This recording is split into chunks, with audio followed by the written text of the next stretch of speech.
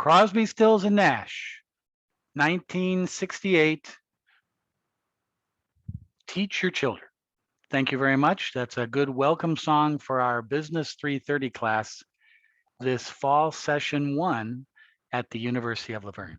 Welcome, everybody. My name is Rick Hasse. I'll be your old gangster instructor for this session. Please feel free to turn on, thank you, Paulette. Please feel free to turn on your videos, but you don't have to. I'm the only one who has to wear makeup for this class. Nobody else does. Kathy, glad of you to join us. You went to the wrong site, but that's understandable. These classes can get rather confusing when we're Zooming. So please feel free to turn on your videos. It's nice to see you, but if you don't want to turn them on, that's okay. Don't worry about it. It doesn't affect anything. But I do request you to turn and mute your microphones so I don't get any feedback. And when you do want to say something, feel free to turn them on. Thank you, Esteban. And just to mute your microphones, you want to talk, you can raise your hand, you can put in a chat question, or you can just turn on your mic and say, hey, Hasse, I got a question. So either way is fine, okay? I'm trying to make this as comfortable as possible for you all. And I know you probably all are somewhat, if you've been at University of La Verne for a while, you're pretty all experienced in this world of Zooming. But some of you are new students to our program, and welcome. I'm sorry to say I can't be up in San Fernando Valley with you. I'm sorry I can't be in Burbank with you. I'm sorry I can't be in Ontario with you, or Vandenberg Air Force Base, or the High Desert, or Kern County, because we have students from all those campuses in our class this fall. So I apologize that I can't be up. I especially always love going to Vandenberg Air Force Base and teach. That's a great facility. I miss that. I haven't been up there in a couple years. But I miss all your campuses because I have taught at every one. Because I, as I said, am old gangster. I've been teaching at La Verne for over 30 years. And I teach in the business program. I teach accounting. I teach finance. I teach statistics, both undergraduate and at the graduate level. My experiences, I was a business owner for many years, owned my own investment banking company for many years, and now I am back retired and teaching and trying to screw up as many students as possible with the stuff I know in finance and accounting. But this class is a little bit different this term beginning tonight because it's only 8 weeks. Haha, only 8 weeks. Not 9, not 10, not 15, but 8 weeks. It puts a little pressure on us to make sure we cover the material, because my job here is to prepare you to get a degree in business administration, a degree in accounting, a degree in economics, whatever you see fit. But in order to get that degree, you have to have basic financial management skills. And don't worry, I got the class all mapped up. We will cover everything you need to know, but it will require some discipline. It'll require some work to do outside of these class sessions on Wednesday night. So it'll take a full effort, and I'm here to help you.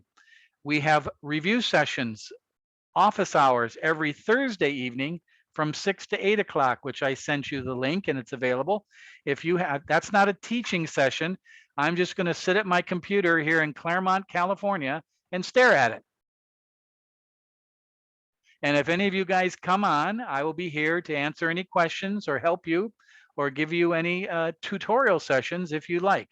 That's made for you. If you don't need it, you don't have to come on. So don't anybody come on Thursday night expecting to watch the Dodger game on TV with me or anything else. Those sessions are for students who just have some questions and need some help.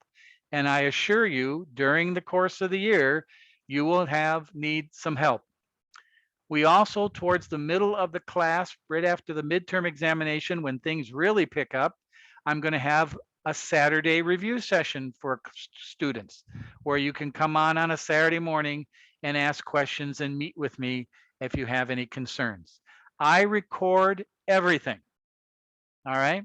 So if a student asks a question in a review session and nobody else is there, but I have a feeling other students might have a question along those regards, I record it and I put all the recorded videos in our Blackboard site under the Zoom and YouTube links file folder. I also post them to the YouTube playlist that we have for this class, and I will show you that in a little bit. So we have all kinds of technology to get you through this. The problem is a lot of us come from different technology backgrounds. Some of us are really good at spreadsheets. Some of us are really good at figuring out Zoom and where to go and how to do these things. Others are not. That's why I need your help. If you don't understand, Kathy tonight, and sorry to pick on you, Kathy, but Kathy tonight did a good thing. She went to the wrong link, and that's understandable. But she sent me a text, Professor Hasse, help. And I got back to her as soon as possible and helped her. All you have to do is ask people. If I don't hear from you, you don't come to review sessions or you don't show up for class, then I'm going to assume you're an A student and know everything. So I don't want to get any complaints in week 6, 7, and 8 that what the hell's going on? I don't know what's happening. You be sure now to find out what's going on. Blackboard doesn't work? Ask. My technology doesn't download things, it's too slow? Ask. I don't know how to work this. Ask. All right, that's the only pressure on you. I'll do all the heavy lifting. I'll show you how to do these things. But if I have no feedback from you, that's a problem.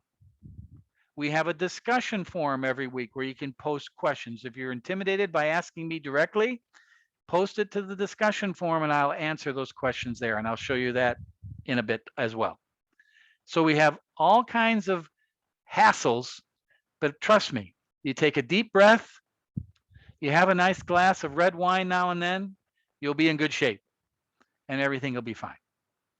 Again, my name is Rick Hasse, and I'm here to guide you through the wonderful, wacky world of finance. And what is finance? It's getting this: cash, capital. That's finance. Accounting is to record the transactions involving this. Marketing is to sell this and attract capital in cash. IT, HR, distribution are all vehicles, but finance is where companies get this. Any of you want to be an entrepreneur someday, or maybe you're already an entrepreneur? What do you need to run your business? Cash. Without this, we're up the creek. Finance is how to attract this, how to collect it, how to manage it, and how to reward your investors who give it to you. That's what we'll be studying. The goal of finance is to maximize shareholder value. Make the company valuable. Anybody here own stock in Apple? Anybody here own stock in Amazon, Microsoft? Those are the 3 most valuable companies in the world. Their financial operations have created maximizing shareholder value. And as a stockholder, you're kind of happy. Yay, my stock's worth something. Anybody here a stockholder in Radio Shack? Anybody a stockholder in, what's another dog with fleas these days? Well, it used to be Blockbuster Video, but they're gone. There's all anybody a stockholder in ExxonMobil? They're not doing so hot. Or General Electric. Those companies are not doing as well because the market, the economy, the pandemic has limited their maximizing shareholder value. So as an investor, you want to look for companies that are growing. But as a manager, which we all are, we want to create efficient financial operations to make sure this all creates a good, strong company. And what's a good, strong company? A company that creates cash flow. Not only just profits, because sometimes profits can be eaten up by debt, right? We all know this. Hey, I made $100,000 last year, but I have no money in my bank account. Where'd it all go? I had to pay off my mortgage, monthly mortgage payments. I had a car loan payment. I had to pay my student loan back. So I made a nice salary, but I have no cash flow. Why? I got a lot of debt. Companies are the same way. Companies that have a lot of debt, in some respects, debt is a good thing because it's cheap capital. Interest rates are low. It's easy to get, especially if you have a good credit rating. But at the same time, it takes cash flow from creating new markets, hiring better employees, because you got to spend that money on paying back the debt. That's what got Radio Shack in trouble, and General Electric. That's what got them in trouble. So companies like Apple, Microsoft, Amazon, they can still have a little debt, but they make so much money in cash flow, it's no big deal because they continue to grow. So we're going to learn all about that. And it's going to take a little bit of accounting. What you learned in accounting was financial statements. We're not going to deal with the debits and credits nonsense. Enough of that. But we're going to deal with, what do the financial statements tell us about the financial management of a company? But tonight we're going to concentrate on two key areas: the definition of finance and the infrastructure of this course. Just so you know, right up from week one, what you got to do and what I got to do to get you a good grade and get you some value for the money you're paying for this course. Because I'm sure all of you, if it was a perfect world, you'd love right now to have Mr. Hasse in front of you in a classroom, cracking these stupid jokes and teaching you finance. But because the way of the world, because of enrollments, because of efficiency in bringing this product to you, we choose to do this as what is called a synchronous class. A class that's a hybrid class that meets every Wednesday with a regular lecture that you should and must attend. But at the same time, I ask you to do some work and research outside of class. It's a combination of those two things that create a platform for you to learn and makes it comfortable for you to learn in. And that's a key word for me: comfort. If you're uncomfortable with the information that's available to you, or you have a tough time accessing it, you need immediately to tell me. How can I help you manage that better? How can I make sure you understand? All of you by now, hopefully, knock on wood, have read the syllabus, have visited our Blackboard site, and by the looks of my report here, 1, 2, 3, 4, 5 students who are all in attendance tonight, I might add, have yet to visit our Blackboard site. If you want to get an A in this class, you have to visit the Blackboard site at least 3-4 times a week, because I constantly update it. I constantly send out information. I post grades.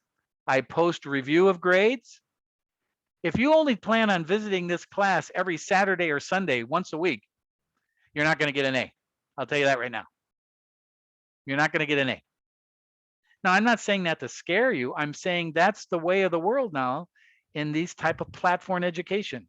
You need to get on during the course of the week. So here's a big thing for you all to do this week is balance your schedule. I know a lot of you are busy with work. A lot of you are busy with your families. A lot of you are busy in creating stress by the pandemic. A lot of you are busy just trying to manage. Maybe some of you are having more than one course this term. I don't know how you do it. God bless you. My job is to help you get through this. And the way I can do that the best in this circumstance is provide all the information and data to you in Blackboard that you need to look at. I can't force feed you that. You have to do that on your own. So that's an important part of being a success and getting a good grade in this class. Because trust me, I've taught this class online for 10 years. I know what it takes to get an A.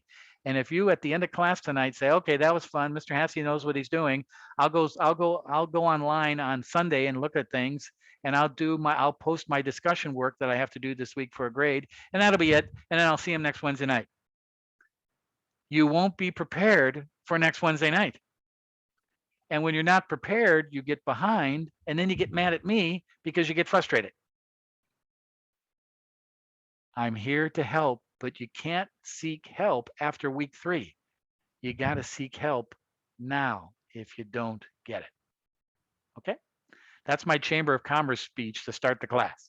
I won't say it anymore. You guys are all professional students. You are. You're professional students. You're seeking an education and you have to be disciplined enough to do that. And I'm here to help you. Trust me. Anytime you call me, text me, email me, I'm always around. I am teaching some courses at the Laverne campus this fall on site, but to be perfectly honest with you, I'm a rock guy. I'm a regional campus person. That's where I started at Laverne. That's where my loyalty is. You guys are number one on my list. So I'm here to help you. So tonight we're going to be doing course introduction.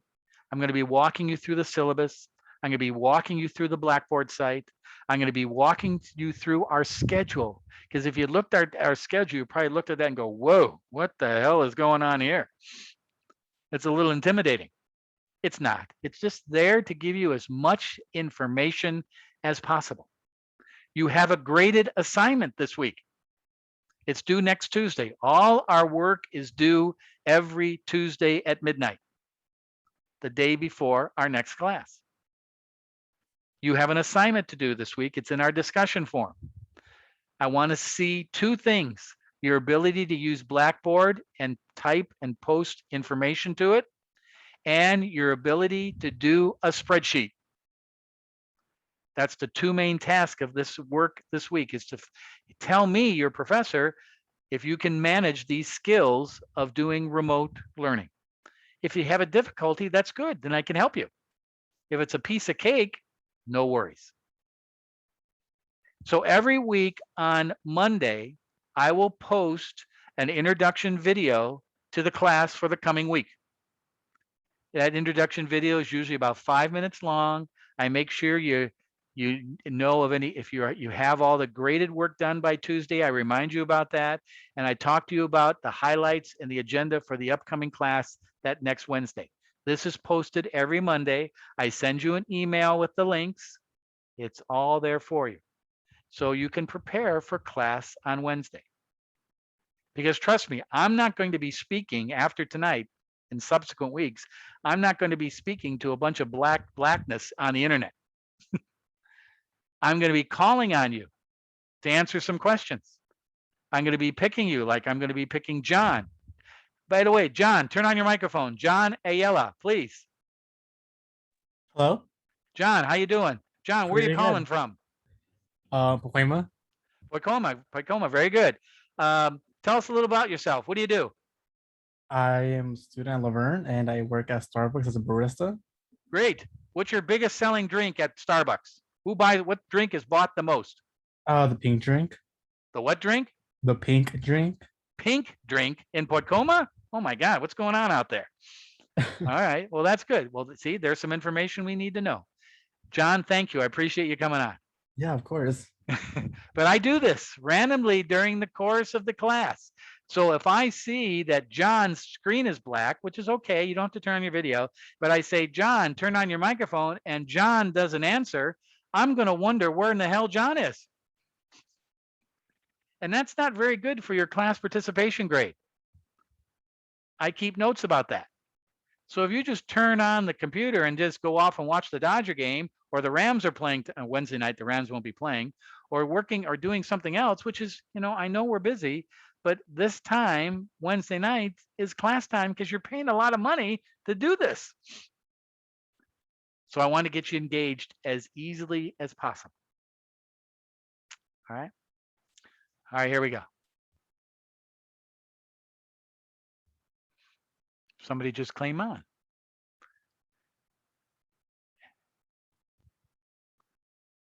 Darlene, there you are. She got her hotel all worked out. Good. Hello, Melanie. Nice to see you. Melanie, have I had you before in class? Your name looks very familiar. No, I don't believe I have, no. Okay, very good. All right.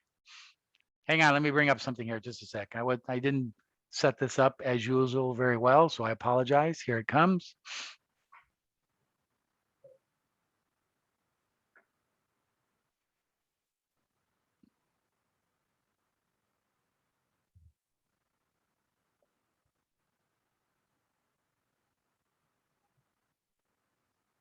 Just a sec.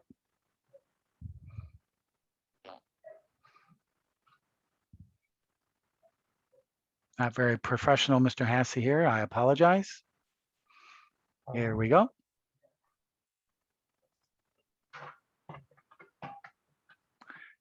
Now, I understand you guys have had other professors and other situations and other ways that people teach. My teaching method is fairly simple. I try for us to have fun. I try to relate our studies to the real world. But I'm going to have a tough time dealing with pink drinks from Starbucks. I don't know about that, John, but I'll get through that. But I try to make it close to the real world so you can apply this stuff to your job, to your career, to your personal finances as well.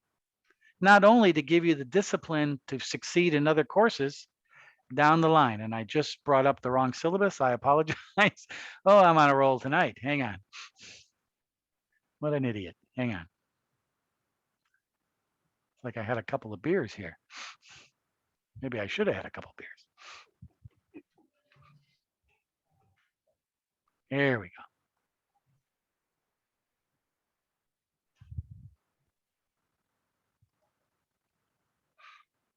There we go. Teaching 5 courses this term, so every now and then Professor Hassey gets a little confused because remember, I'm an old, oh, you don't want to see that. There we go. That doesn't sound like retirement. I know. It's money though. Okay, here's our course. Here's our course syllabus. Everybody see it? Thumbs up. Darlene, you see it? Thumbs up? Okay, good. The people who have videos on, I might be calling you every now and then just to make sure that what I see is what you see, because sometimes I get a little bit mixed up because I have so many files open. But here's our syllabus, and I hope you've had the time to look it over. If not, let me go over a couple of key points, because this syllabus is your way of understanding that what I'm doing my job. I'm sure some of you have taken courses at Laverne before, and sometimes the faculty members are a little bit fast and loose with their teaching techniques, all right? That's not going to happen here. And if you think it's happening here, you've got to give me a heads up. Shout out, Mr. Hassey, I don't know what you're doing. You got to tell me. What are you trying to do? So please, I encourage you that. First of all, Kathy, here's our Zoom for our class tonight. I mean, our office hours. This is our office hours for Thursday, okay? This is not our Zoom class. This is for Thursday office hours. And why I put that on the front page is because a lot of students will take advantage of this. It's nice to know on a Thursday evening. And also, if you can't make those hours, if you got another class or something, just send me an email or a text and say, Mr. Hassey, are you available now? I'm around all day. I'm around on the weekends. Just let me know your schedule and we'll meet. That's not a problem. So we don't stay to the Thursday nights. I just do that for my own schedule making, okay? And as you can see, we have a lot of different campuses represented here. 25 students from the Inland Empire, San Fernando Valley, Vandenberg, High Desert, and Kern County. It's kind of cool. And we're all on the same thing. It's kind of nice. And I'm in Claremont. I'm 10 minutes from the Laverne campus. If anybody says the main campus to you, tell them, no, I go to Ontario. That's my main campus. That's not the main campus in Laverne. It's the main campus is wherever you're at. So you're at the Ontario campus, the Burbank campus, the Laverne campus. But I'm only 10 minutes away from the Laverne campus, and I'm only 15 minutes away from the Ontario campus. So that's our program. Here's my cell number, and Kathy already used that tonight. Very good, Kathy. If you need to get a hold of me. Sometimes during the course of the class, your internet might go down, or one of your kids might be screaming and yelling. Or your husband is making a big pain in the neck of himself, or whatever. That's okay, because people, I'm recording right now, okay? And then when I record it and post it, I make it private. Nobody else can see the recordings but you, okay? Nobody can see, nobody can see these, just you. It's encrypted, and it's only available in unlisted and encrypted sites like our Blackboard. So nobody can have access to it. So that's privacy, and that's important. It's important for me. And so just remember that everything that I record is encrypted and it's private. Nobody else will see it ever. If an academic advisor says, Rick, can I see your class last week? No, I'm not going to show it to you. It's between the students and I, not you. If you have a question about the class, I'll answer it, but I'm not showing you any video. It's not a right of you to see the students in a classroom. So we have a lot of privacy issues, and I keep that. Here are some key resources that we have available for this class and their links. Blackboard, naturally. Twitter. I'm not a big social media person, but I like posting financial related things to my Twitter site. The Wall Street Journal can be a very handy tool for students, and I'll talk more about that next week. And then we have a YouTube site designed just for us and our class. And this is available to you 24/7. And you don't have to pay for it. What a novelty. Something in education you don't have to pay for. Wow. If you just click on the site, up will come my YouTube page. And you want to go to playlists. And you want to find the Business 330 class for the fall. Here it is right here. Oop, that's Tuesday. Oh, that's it. No, that's 2021. Where is it here? It's around here somewhere. Oh, it's over here. Sorry. Here it is right here. Business 330, fall 2021. You just bring that up, and here's all the videos associated with our class up to this point in time. There's my introduction video of yesterday. Professor, we're seeing your syllabus right now. Oh, I'm sorry. Thank you, Kathy. Because you know why? I didn't click on share my screen for that. Sorry. We'll start again. Thank you, Kathy.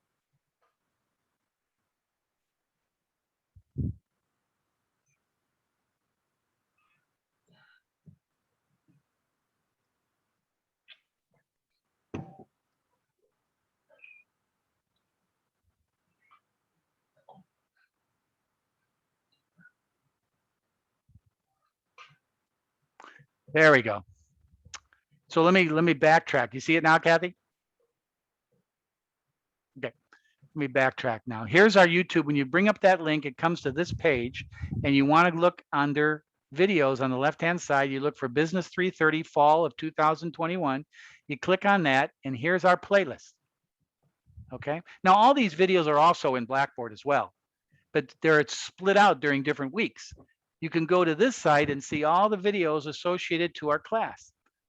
Here's our introduction video of this week. Here's a video explaining finance, the role of a CFO, financial statements. This is important for next week and the week after. And if you're at a lunch hour or you're kicking around, you don't have much to do and you want to get caught up on the class, this is where I'll post our classroom videos of our class sessions. They'll also be in Blackboard, but there's one-stop shopping where you can go and watch. We're going to get to some technical issues like net present value and putting together spreadsheets.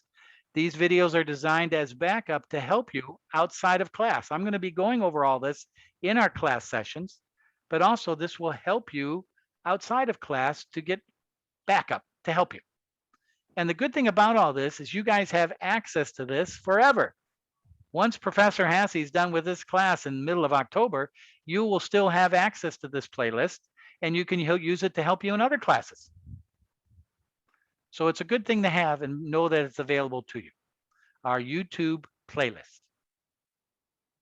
All right, let's go back to this.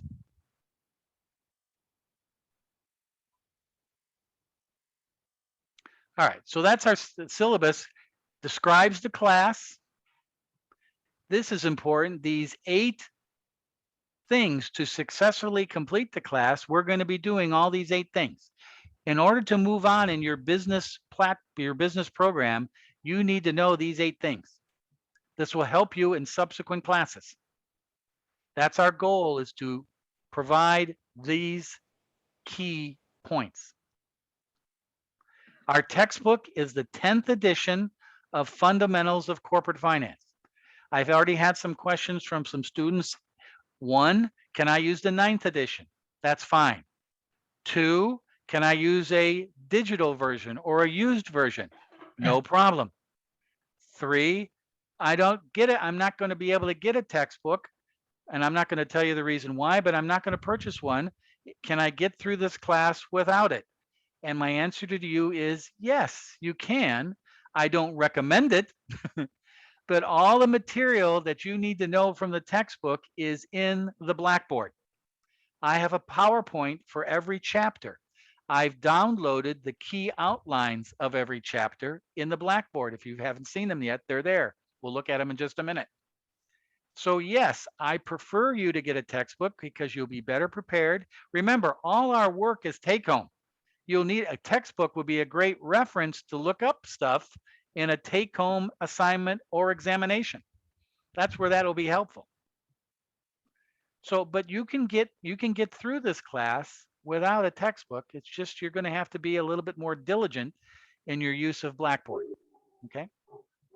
We're going to be doing spreadsheets. You're going to be doing a spreadsheet this week. So you need a computer at home. Naturally, you have a computer. You're looking at me now, but you're going to need to use a spreadsheet. It can be Excel. It can be Apple Numbers. It can be Google Docs, whatever, but some type of column, row, spreadsheet software you'll need for this class. And don't freak out. It's not a big deal. If you don't know how to use a spreadsheet, I'm here to help you. I'm going to explain the spreadsheet work that you have to do this week tonight. So don't worry about that. We're going to be using these resources throughout our course. Yahoo Finance, Google Finance, the various stock exchange markets. Here's our grading. This is a biggie. Class participation is 15%. You show up for every class and participate, that's a 15% of your grade is going to be an A. Now, granted, some people can't make every class. We have one student who's a firefighter who's out fighting fires today. Kind of difficult to attend class. That's okay. As long as you let me know that you can't attend, I record every session so you can watch it later. But I just need to know that you're engaged enough to tell me, Professor Hasse, the kids are sick. Professor Hasse, I got home from work late. Professor Hasse, I'm just tired and I can't attend class tonight. You don't even have to tell me the reason why. Just let me know you won't be here because I keep track. I keep attendance because I see everybody who's on and I check them off on my attendance. Now I'm sorry to do this, like it sounds like high school or something, but I need to know that people are here because when you call me or send me a message in week 4 about I need help and I look at my attendance and you haven't been showing up, I'm not going to have a very good attitude about helping you. I'll still help you. But that's not cool, as they say. We have 3 assignments, each worth 5%. The assignments are to prep you for the examinations. We have a midterm and we have a final. The final is not comprehensive. It's just on the material after the midterm. It's all take home. You have a case paper to do, where you're going to be doing a capital budget analysis of a company, putting together the spreadsheet analysis, and then interpreting what you find out and writing it in a paper, APA format. Damn, Mr. Hasse, ease up. This class is only 8 weeks. Relax. So as you can see, every week but week 2, we have graded work. Week 2, we don't have any graded work.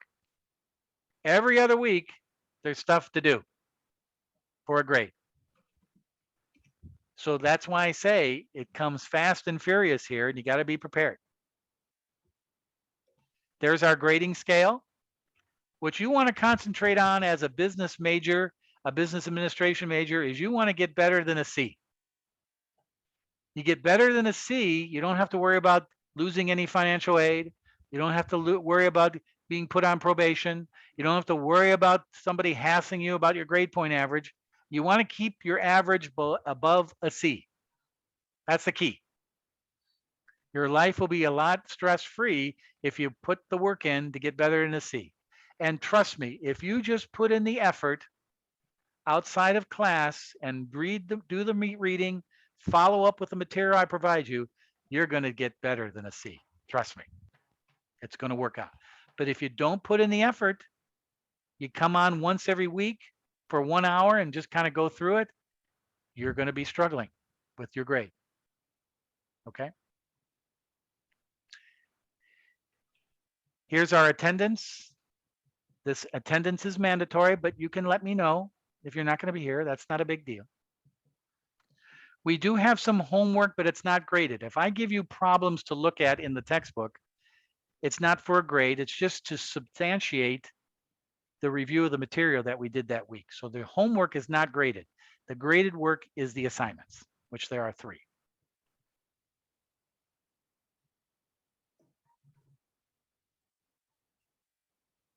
My responsibilities, your responsibilities, make sure you read all this. Academic honesty. We have no group work in this class, thank God. No group work. Everything is individual. But you can work in study groups. You can create, I have had a lot of students in the past create Zoom study groups that meet on the weekends and go over problems and go over assignments and go over exams. I don't have a problem with that whatsoever. But if you do that, and if Kathy gets information from Darlene, Kathy's got to put down in her work as a reference that Darlene offered her some help on this problem. You got to tell me. I don't have a problem with Darlene helping her, but you got to put it as a reference, because here's the reason why. If I bring up and start grading a bunch of exams and a lot of the same students got the same problem wrong and answered it the same way, I'm going to feel a little curious, especially if they didn't reference anything.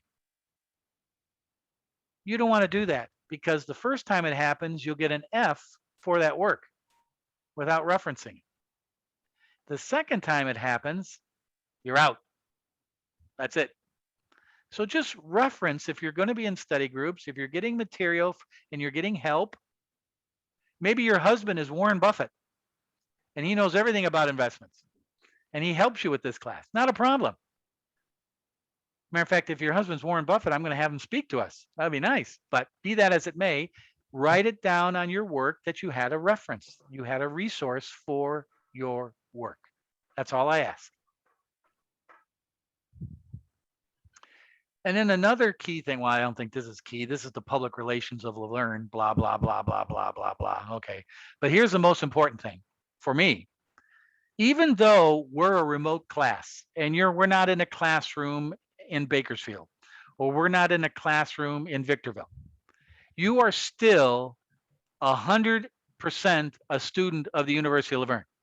Just because I'm seeing you online doesn't mean a damn thing. You are still a student of Laverne. You're just as important, maybe even more so in my mind, but I'm going to keep that quiet. You're even more so a student than the students I have in my classroom this morning on the Laverne campus. You're just as important, even more so, because you're committed to take your education this way. And so you're entitled to all the benefits, all the resources available to all students. And here they are right here. Counseling, student health services. Even though you don't live on campus, you're still entitled. If you're feeling lousy, you can click on this link and go to the health office and say, these are my symptoms. Should I be tested, or what's wrong here? If you're feeling unsafe at home for whatever reason, call campus safety. Now, naturally, they can't send a cop up to where you are, but they can guide you and tell you what to do. If you're having trouble in this class, you don't know how to do a paper, you're having trouble with the material, you don't know how to do a spreadsheet, and you don't want to talk to me, you can click on that Academic Success Center link, and there's students there who've taken Professor Hassey's class and can tutor you on the material. And you can do that online. You don't have to be on campus. The Academic Success Center. And this is an important topic, especially these days in the pandemic. If you feel that you're having some diversity issues, even in your own workplace, or you have some bias or not getting respect from individuals, especially your professor, you have vehicles like the Neurodiversity Link, the Social Justice Link, to let people know that I don't think I'm being treated fairly. Let them know that. You're entitled to that. One of the biggest things going on now in business is, are our employees comfortable in the workplace? And it's the same thing for students. Also, are you having health issues with food, proper eating? We have a food pantry at Laverne with a lot of people give donations and money to our Leo food pantry. And if you're a student in San Fernando Valley and you're having food issues, we can send you food. That's available to us as well. Sometimes students have to pay so much money for these damn textbooks and for schooling, they don't have enough money even for groceries. And I'm saying this as not being mean or demeaning. I'm saying this is the truth. And we have services at Laverne to help you. Or you can just come to me, Professor Hasse, I'm having a tough time. Here's what my problems are, and I will guide you where to go. And it's confidential. So this is important to me. It's not just learning about financial management. It's learning that Laverne is here to support you in any way possible. That's why I teach at Laverne. I've taught at the Claremont colleges. I've taught at community colleges. I've taught at USC. I've taught all over the place. The reason why I sign a contract every fall with Laverne is because not that the university is so great. It's a good institution. It's not Harvard, but it's a good institution. It's because the staff and the people here care about you guys, and they want you to be successful. That's just as important as learning finance to me. And you're going to learn finance too. So that's important. Here's our privacy issue that I already talked about. But here's the most important thing to you, and this is what you should print out or copy and have available in your notebook 24/7. Our schedule. Every week, if it's in yellow, it's graded. If something here is highlighted in yellow, it's a grade. Notice week 2, no yellow. Notice week 3, 4, and so on. Oh, week 8, you get a break, but you're actually working on your paper during this time that's due the last week of class. So I leave week 5 and 6 available because you're working on your paper then. But every week, there's something going on. Here's the required reading up top. What our learning objective is. Oh. Excuse me? Somebody needs a Pepto-Bismol. Or to turn off their microphone. All right. I've heard all kinds on Zoom, trust me. All right, so notice here's our first grade this week. Oh, we got a chat. Maybe somebody's gonna say that they're dying on us. Oh, Yvonne, no problem, Yvonne. This is the first time you've ever heard this from a professor, then shame on your friggin' professors who never tell you this, idiots. You can quote me on that too. All right, so be that as it may. Notice this week we have a grade, class participation grade. Part of the 15% of your class grade is a discussion post where you're going to introduce yourself and work on a portfolio. And we'll talk about that in just a minute. And then here's the rest of the course. You know, right up front on week 1, I don't want to get anybody calling me on week 5 saying, oh, I didn't know I have to do that. BS. It's all right here. No excuses, folks, sports fans. It's all right here. Print this out. Put it on your bathroom wall. Put it at your office desk. Have it available. Oh, geez, it's Tuesday. I got class tomorrow night. What am I supposed to do? Oh, God. Oh, no. All right. But you should look at this all the time, making sure you're up to speed with what's going on, and it's going to mirror the work that's in Blackboard. That's our syllabus, sports fans. Read it this week if you haven't done so. I know syllabuses can't be the most exciting thing in the world, but it'll save your bacon if you know what's going on. It will save you. Darlene, question. Yes, I'm sorry. I thought you said every other week we have a graded assignment, but it looks like every week there's a highlight. I just want to make sure No. I understand correct. I'm sorry. If you, let me see here. One, two, So oh, yeah, it looks there's like, assignment. Yeah, that's right. Hang on. Okay. But notice here in week 5, there's nothing. uh-huh. Week 6, there's some. Week 5 is you're working on your paper here. Also, it's the week after the midterm and you're going to be shell shocked anyways. So yeah, I guess there's only 1 week where you don't have work to do. Okay. Thanks, Darlene. Sorry. You're welcome. Just want to make sure. Thank you. You're all set. Thanks. Now, what hotel are you at? Where are you? I'm in Laughlin right now, just a little family getaway. Oh, we going gambling tonight later? Yeah, my kids are actually at the pool right now with my dad, but yeah, later right. we're gonna. All right, gambling. What's your game of choice? Well, I don't gamble much. I usually just do slots, but my son wants me to do roulette tonight, so Ooh, I might do that. That could get ugly. I don't think I've ever played, but Only I'll bet a try it buck. once. Only bet $1. I hope the roulette table is he only said $1. $5. $5. Oh, God. Yeah. Well, because here's why. You're going to be gambling this class and all the. No, I'm teasing. That's a joke. All right. Well, good luck, Darlene. Have fun. Thank you. It's got to be pretty warm there, I bet. Yeah, 112. Okay. 112. Right, good. Okay, so that's our syllabus. And thank Darlene. Anybody else have any questions about our course schedule or the syllabus or anything that looks kind of shaky? All right, good. Now let's go to our Blackboard.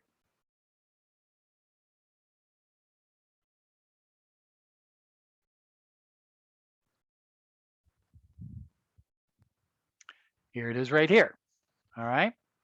This is our Blackboard. This is what you see. Notice I have every week 1 through 8 as a folder. I have, anytime I send an email to you, it's always in course announcements.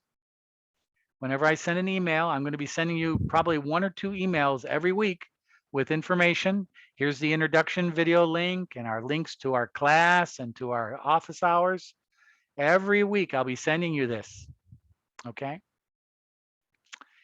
And our course syllabus and information. If you want to, if you're online and you're on your Blackboard, you can just click on this and immediately up will come your course schedule to see. It's already right there to look at. So that's under the course syllabus and information. Here's our syllabus, both in the Word and PDF format. Here's our Zoom online office hour link. There's a, oh, that's a very professional professor. This is where I am right now. I'm at my desk here in Claremont. That's Professor Hassey. I don't have a tie on, but this is Professor Hassey, kind of an older looking gentleman and kind of creepy looking, if I might add. But there's Professor Hassey. There's a little bio on myself. Here's some policies about using the internet. And if you've had Zooming before, you don't have to pay attention to these. But if you're new to Zooming or taking a class online, you might want to look over those policies. It's about privacy and all that sort of thing. And there are some key more links that you might use for our class. This is all under course information. Then we get to the Zoom and YouTube links. So when tonight's recorded session, I will post tomorrow morning a link to our class session for tonight that I'm recording. Am I still recording? Yes, I am. And that'll go right here. Every week, each session will be recorded here. Okay. This is an important file folder. It's student discussions. Okay. This is the work you have to do this week, but I'm going to skip over that for now and go down to below it. And here's where you can post questions. If you don't want to send me an email or you don't want to send me a text or you don't want to telephone me or whatever, you can just go to this question file folder and click it on, create a thread, and say, hey, Hassey, what's up? And you can ask me a question. Then you have to hit submit, and then I will respond back to you with an answer to your question. This is in the discussion forum right here. Okay. And that's there every week. So you can post questions to me And I check on that every night at the end of my day, and I answer the questions every night. The thing about this discussion forum is all students can see it. So if Melanie posts a question to me, Hassie, you friggin' idiot, what the hell you doing? Everybody will see that, which is okay by me, but Melanie might think, well, I don't want to say that in front of all the students. But anything you put there, all the students can see, because the reason for that, I want the students, all the students to see my answer, because they might be curious about your question as well. But here's our work to do this week. And as I said earlier, this is an assignment and it's worth 5% of your course grade, 5%. This assignment is to tell me about you guys and your ability to use this platform.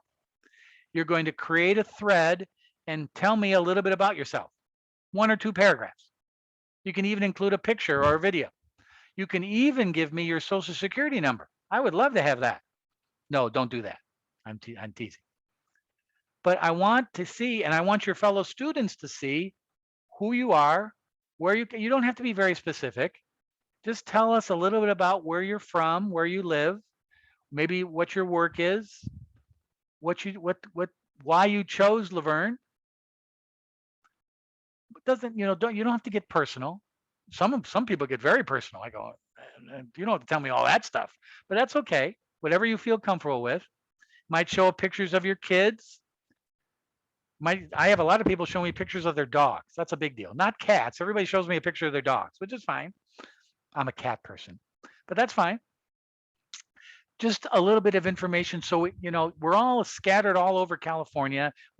Sometimes we never see anybody. I just had a student come up on me just last week on campus at Laverne campus and say, Professor Hassie. I looked down, I go, who are you? I was in your online class this summer. And the student gave me their name. And I go, oh yeah, I recognize the name, but they never had their camera on, so I didn't know who they were. And the student was all excited to see me in person, like, hey, yeah, you do exist. Well, what do you think I am, a robot on camera? But that's something that we don't have, that personal connection in our class. And so this is a little way of doing it. So do a biography. So what you want to do is you just click on this thread here, and you open up. See, I've already given you an example of me. I give you my bio and a little bit of work there. But you want to create a thread. And under subject, you want to say, I'm just going to pick out Melanie's bio and stock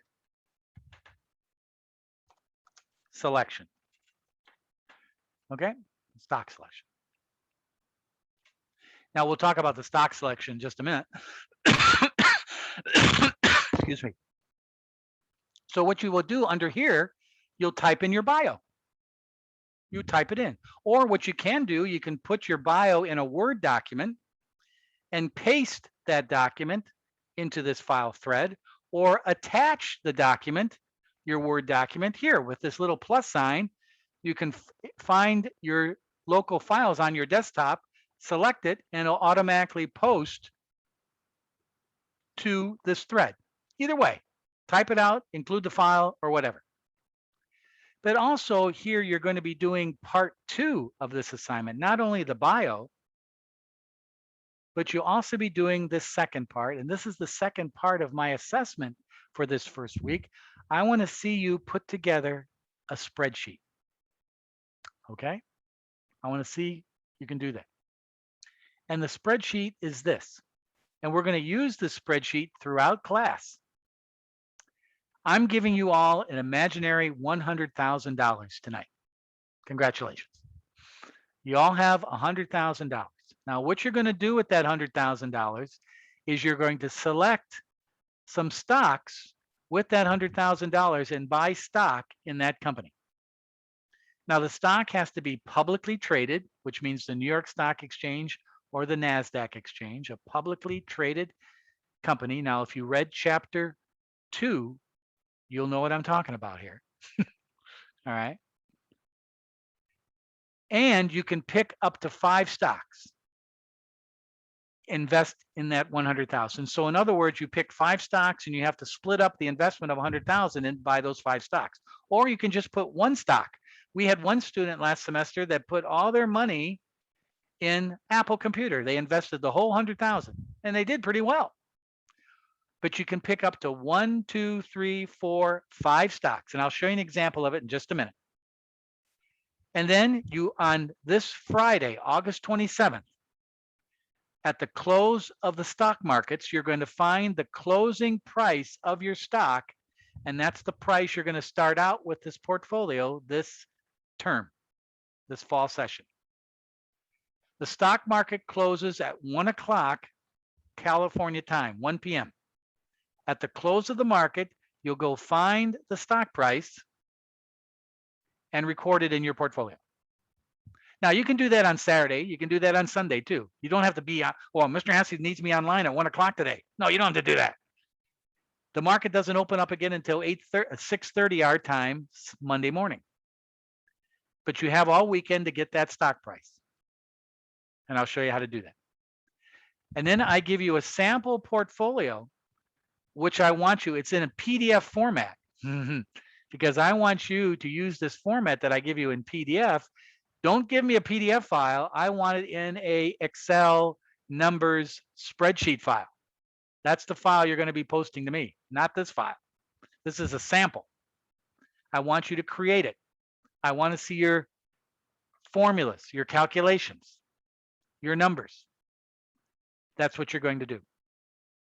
This is our first assignment this first week. It's due next Tuesday, August 31st at midnight. That's when all our work is due, midnight Tuesday. And what you do is you, as I just said, you create the thread and you post the file, you attach the file to the thread, and then I can look at it next Wednesday and hopefully get it all graded before we have class next Wednesday night. That's going to be a lot of work. We got 26 students. Good God, I'm going to have to hustle. But that's what we're going to do. So here's what this file looks like, this spreadsheet file.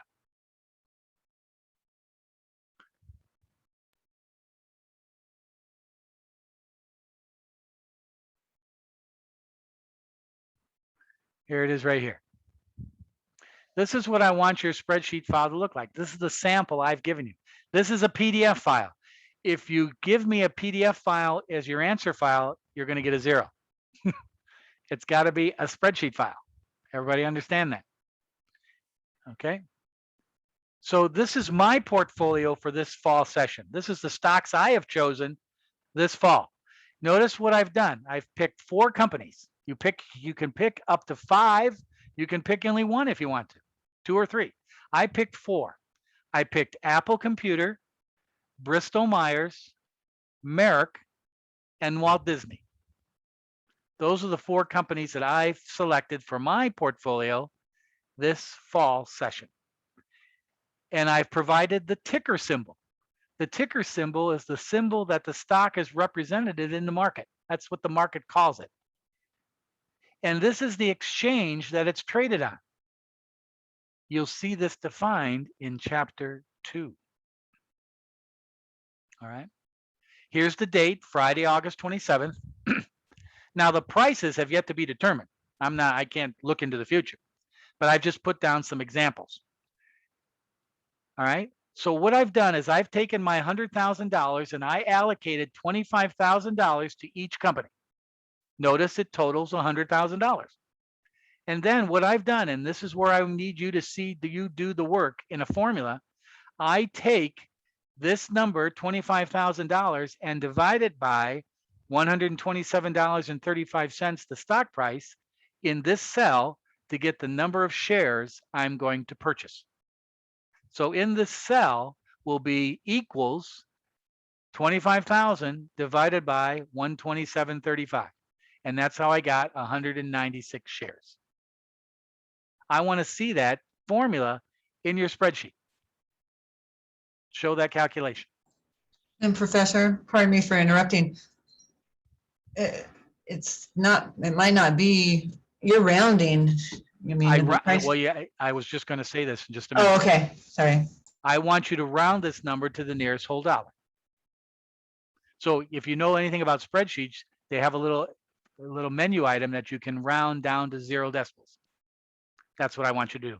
I don't want to see decimals here. I want to see decimals here. I want to see decimals here. No decimals here. It just makes it easier to look at. So then you've allocated, see, this will always be 100,000 because why? You're driving your shares by taking the price and dividing it into how much you're allocating as an investment. So this will always total 100,000 because your number is here in the shares. Clear as mud, huh? That's what I want you to do. Because here's why. If you need help in doing this, you can let me know. You can come to class tomorrow night, to our student hours tomorrow night, Thursday. You can get to me over the weekend. I will help you do this. But I want to see who can do this and who cannot, because you're going to be doing spreadsheets in every one of our assignments and examinations. Every one. So it's important for us to have this skill. And even it's important for future classes. One of the first things you'll do when you get to a marketing class or to a future class, they'll say, hey, put together a spreadsheet. And you'll say, what? Huh? What? No, you'll say, oh, I had HASI in finance. I know what the hell to do. And your professor will thank me for it because you're going to have to do this. It's part of getting a business degree. One of the first things in a job interview these days for our graduating students in an interview, tell me your computer skills. Oh, I know how to do word processing. I know how to put together a spreadsheet. I know how to do PowerPoint presentations. I know how to do the search engine on an internet site. You're hired. That's important skills to have these days. If you don't have them, you're behind the 8 ball. And we're doing you a disservice at Laverne if we're not helping you learn these technology skills. And here's what we're going to do. Once you pick these stocks on Friday or whenever, you can't buy or trade them. You're locked into these stocks for the next 8 weeks. And then the Friday before our final examination week, you'll reprice these, and you're going to do it again in an assignment, by the way. But what you'll do is you'll copy this down in your spreadsheet to a new area, and you're going to update the prices on another Friday. And then you'll take those prices times the number of shares to get your new value of your portfolio. Because these prices will change. That's what you're going to do in subsequent work in this class. Also, next week we talk about financial statements and financial analysis. One of the assignments I'm going to give you is to pick one company in your portfolio and do a financial analysis of that company. Whoa. That's one of our first assignments, is to take one of your companies and do some financial review. Tell me some things about the finances that you see on their financial statements. That's chapters 3 and 4, which we cover next week. So this is going to lead to a lot of work, a lot of learning, but it's applying the real world. And here's another thing about the real world. See these numbers over here? The Dow, the S&P 500, and the NASDAQ. These are all index funds. What does that mean? They're samples of all the stocks or all the companies that are chosen by these 3 entities that give you examples of the stock market. When somebody says the market's up today, that means the Dow is up, the S&P 500 is up, and the NASDAQ is up. If any of you have gone to our Blackboard to week 1, you'll see a definition of the S&P 500. Next week, I give you a definition in week 2 of the Dow. In week 3, I give you a definition of the NASDAQ. These are called index funds that tell us about the market. So what we're going to do during the course of our class is we're going to track our portfolio and compare it to the performance of the market. That's important too. If any of you are invested right now in a 401k, a pension fund with your employers, if you're a state of California employee, you're in the California Employees Retirement Fund. Where's all your money? In the markets. It's good to start learning about this stuff and see how you're doing. A lot of us these days are, where's my phone? A lot of us these days have applications.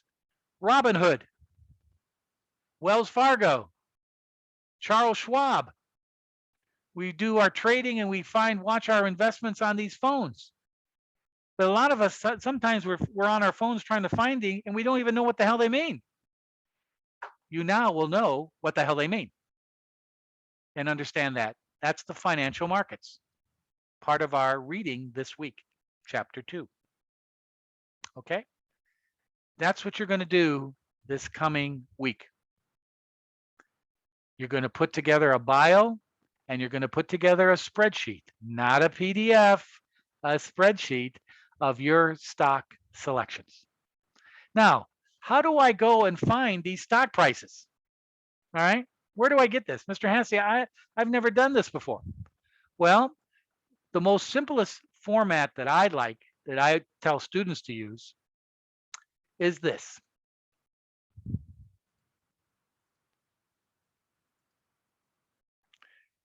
Yahoo Finance.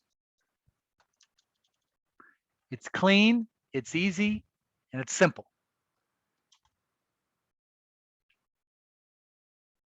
Yahoo Finance, here it is right here. This is the opening page to Yahoo Finance. Notice, all you have to do is go to search, and let's say I want to find out the closing price of today's Apple. There's Apple Incorporated. I click on that. Apple closed today at $148.36. I own Apple. Not a good day for Apple. It went down from 148.31 of yesterday. Excuse me, down 3% yesterday. But this is Apple's closing price today at 1 o'clock Pacific time. This is the price you want on Friday, August 27th.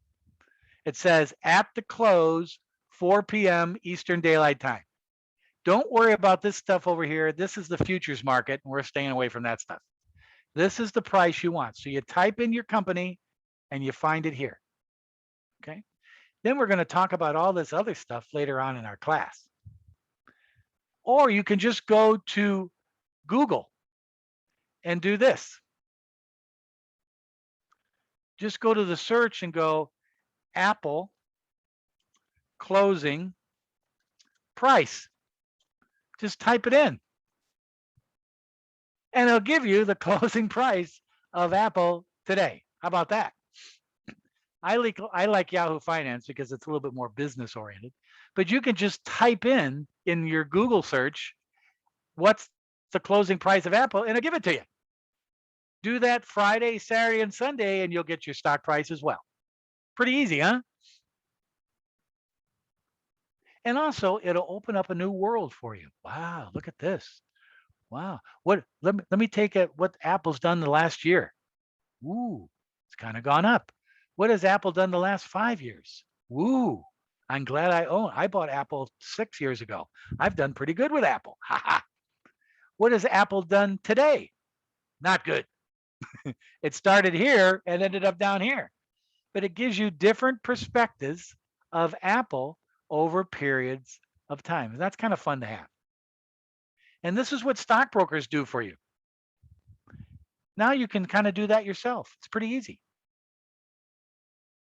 And these apps like Robinhood app, Wells Fargo has a good app, Charles Schwab has a good app, E-Trade has a good app. They do these for you too, but you got to pay for them. You're paying for them in your transactions. Here, you can do it for free. I don't need these clowns. I can do this. Why am I paying for them? I can tell this right here. Pretty easy.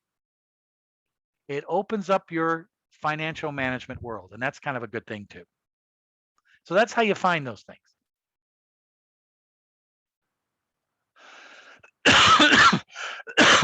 Excuse me. Now I'm going to go back to Blackboard here.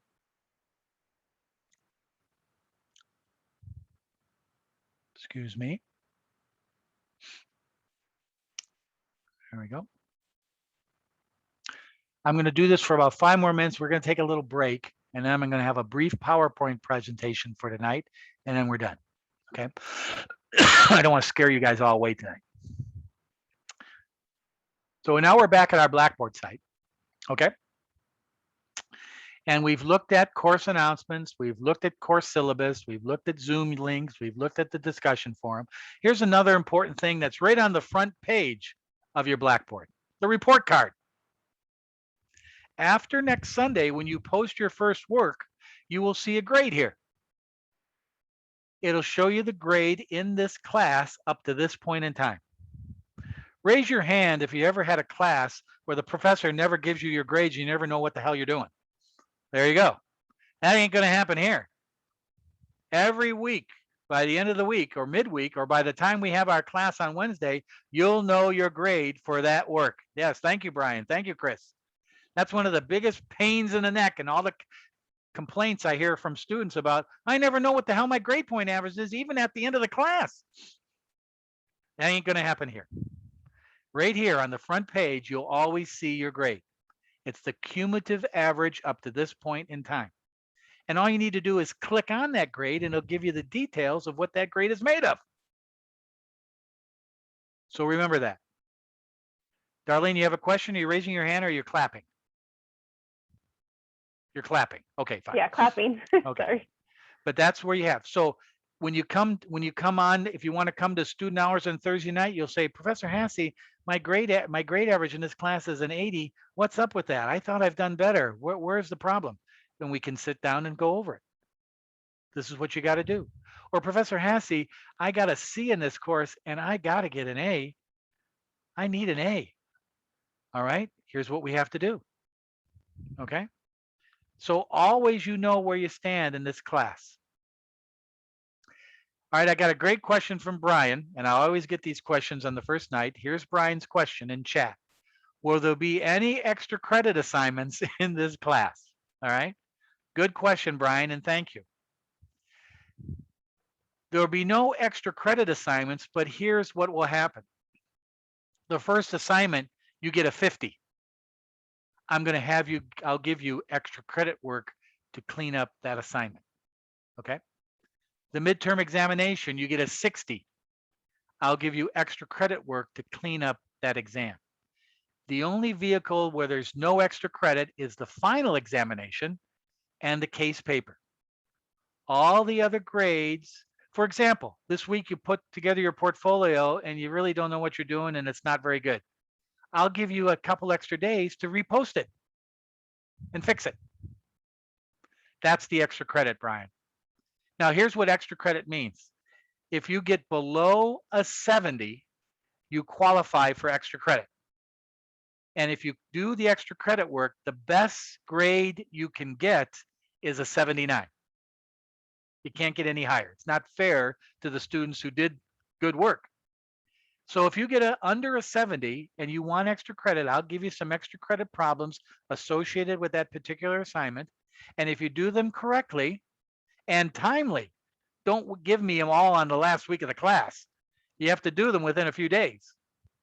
And you do them correctly, I'll change your grade from below 70 to a 79, which is what? A C+. That's what the extra credit is. You can't get any better than a C+. But if you have a 40 or a 50, that's a big F. You want to get a 79, that makes it a lot easier, a lot better.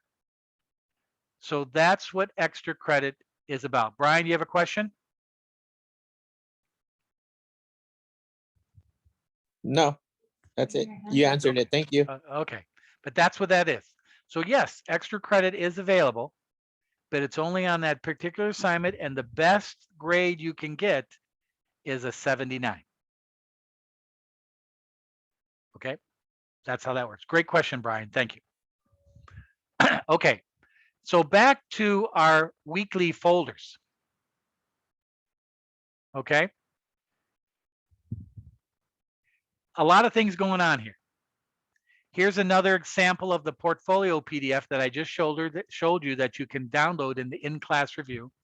When we come back from break, here is a PowerPoint presentation defining the first 2 chapters of our class.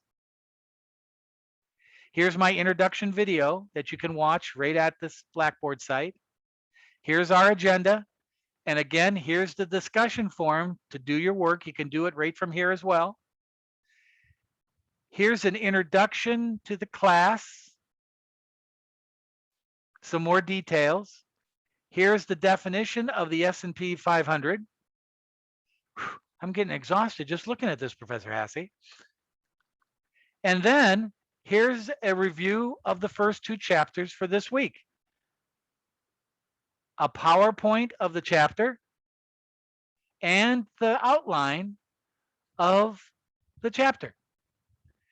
And I give you some review problems, but you don't have to do them. But if you want to do the review problems, I will not go over these in class, but I will provide the answers if you want to check yourself with doing some of these problems. This week, these problems are covered in my lectures, so I'm not going to be doing them. But they are available there from the textbook if you so desire. And notice the outline of the class. Pretty simple. Outline of the chapter. So here's a PowerPoint for chapter 1, a PowerPoint from chapter 2. So I can't think of a better thing. If I'm Darlene and I'm in Laughlin tonight, the kids are driving me nuts tonight. They're not sleeping. My husband's out losing all our money at the roulette table. So in the middle of the night, I might want to relax and I might bring up chapter 1 PowerPoint and just sit in my hotel room and watch it. I can't think of a better way to be on a vacation. But that's available to you to do that. You can do that by just right-clicking the file and downloading it, save link to your desktop. You can watch the PowerPoint. Do not click on the link in Blackboard. For some of us with our operating systems like Firefox, like Word, Microsoft 10, 8, 9, 7, whatever, that'll freak out your operating system. Whenever you're going to use a file in Blackboard, always right-click it and download it to your desktop or download it to a flash drive. Don't open it up in Blackboard because it'll probably freeze your computer. Trust me. I have a lot of students always freaking out about that. What did I do wrong? What happened? You didn't. Your computer can't handle all that memory use within Blackboard. Blackboard takes up a lot of memory. And if you add another file to that, it'll freeze up your system. So download the files to your computer. That's why I keep a flash drive for every class and all the materials on that flash drive. One of the things you got to remember if you're going to do a flash drive, back it up every week. I can't tell you how many times in week 7, students email me, my flash drive got screwed up. I flushed it down the toilet, whatever, and I lost all my data. Did you back it up? No, you got a problem. So make sure if you have an external drive for your work, even if it's on your hard drive, back up this stuff on a weekly basis just to be safe. There's a lot of work on this, hard work, and you don't want to lose it. Okay? Every week is like this. Here's week 2, next week. And I haven't posted all the stuff yet. Here's a welcome and an introduction about the week. You have an assignment next week. Here's the definition of Dow Jones Industrial Average. And here's our chapters and the PowerPoints and lecture videos and notes about those chapters. So Darlene can be stuck in the middle of nowhere in Laughlin and still start studying for next week. It's all, sorry, Darlene, to pick on you. It's all there for you. Every week is like this, already set up. I worked my ass off to get this class ready. Every week, everything is all ready to go with videos, with stuff. We start doing some review problems in week 3 with the time value of money. But you can jump ahead. There are some great videos here that explains this stuff. So every week is set up. Take advantage of this. It's there to help you. It's not there to confuse you. Every comment I get from a student is, thank God, Mr. Hasse, you gave me some of this being remotely and online. This saved my bacon because I was able to follow up and look at it. So this is a good system to get involved with. So there's our Blackboard. Whew. Lots of information. Lots of helpful information about grading. Lots of information available for you. There's even a library link here. And we're going to be doing some library work to the Wilson Library later on in our class. You'll be using the library as a resource for one of your assignments. All right, anybody have any questions on our infrastructure? Okay. Now I apologize because some of you came on early, and I come online with this class every Wednesday at 5:15, and I always play music because I'm a music guy. All right. I have different styles of music for every class. This week it's kind of rockish kind of stuff. Next week it might be classical. The next week after that it might be kind of funky, whatever. I like all kinds of music. So I hope it doesn't offend any of you if I'm putting on music. You can always just mute it and not listen to it. Okay. So we're going to go on break now. We usually have a break once during our classroom class session. So we're going to go on break. We'll be back at 7:15. So you got almost a little bit under 15 minutes. So smoke them if you got them. Have a little sandwich. Make sure your kids haven't torn apart the house. Make sure your husband hasn't burned down the kitchen or whatever. And I'll see you back here at 7:15, and we'll go through about a half hour, 40-minute PowerPoint of our topics for this week. And that'll be it for tonight. Okay. So I'll see you back here at 7:15. Adios.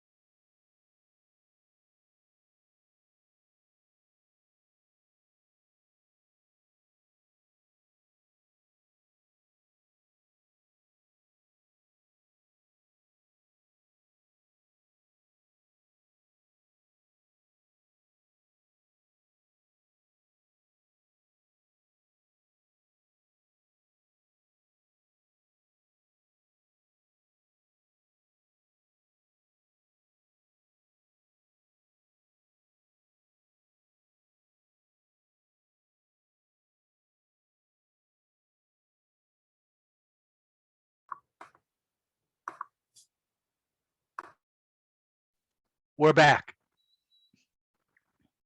Corporate finance is important to management because the knowledge of capital budgeting, capital structure, and working capital provides for effective decision-making if the corporation is to maximize profits and stay competitive for future success. That's the definition of finance. What it means in layman's terms or English terms is there are three ways of getting capital. What is capital? Cash financing of assets. Assets produce products. Assets produce revenue. Assets produce profits and cash flow. But you need capital, money, to purchase those assets to create this value. There's three legal ways of getting capital. You can borrow it, both short-term with no interest, that's accounts payable, 30 days due, or you can borrow it long-term in the form of mortgages, notes payable, bonds payable, financing over long-term where there's interest involved, an additional cost. You can borrow capital. The second way is you can get it invested by ownership. Two types of owners in companies. There's private capital, the Shark Tank capital, that's private capital, Shark Tank. Everybody watches that. Or there's public capital, and that's the stock markets. Going to the markets and issuing equity in a company where companies or people, individuals, pension funds, insurance companies, mortgage, brokerage firms, hedge funds. Oh, sorry to interrupt, Professor, but I think we're still on corporate finance importance slide. That's right. We're still here. That's right. Oh, I don't. That's okay. right. We're just moving, staying right here. So the When I lost my train of thought. Oh, yeah. Okay. So there's public financing of equity and there's private financing of equity. Most companies, or the companies that we're dealing with in this class, is public financing, issuing stock to the public. That's called equity financing, and that's the second way of attracting capital. The third way of attracting capital is making a profit. Making a profit. Debt, stock or equity, and profit. Those provide the resources to purchase assets and grow your business. Your job as a financial manager is to maximize the return to these investors. The stock price goes up. You pay back your loans. You make a lot of money. That's how you achieve growth, maximizing value.